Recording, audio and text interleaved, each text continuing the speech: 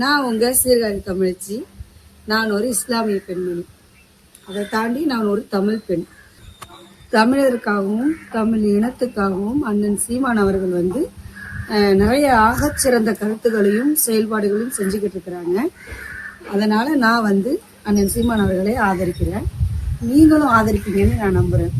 நம்ம எல்லாருமே ஒன்றுபட்ட மதத்தினராக இணையறதை விட ஒன்றுபட்ட இனமா இணைந்து செயல்படலாம்னு நினைக்கிறேன். ஏன் இந்த பதிவு அப்படின்னாக்கா, ஒரு இஸ்லாமிய பெண்ணா இருக்கிறீங்க, நீங்க ஏன் நான் தமிழ் சீமான ஃபாலோ பண்றீங்க, உள்ள அறிவுபூர்வமா பேசுறீங்க, நிறைய சேனல்லாம் பண்றீங்க, இது ஏன் பண்றீங்கன்னு சொல்லி நிறைய பேர் கேள்வி கேட்கிறாங்க.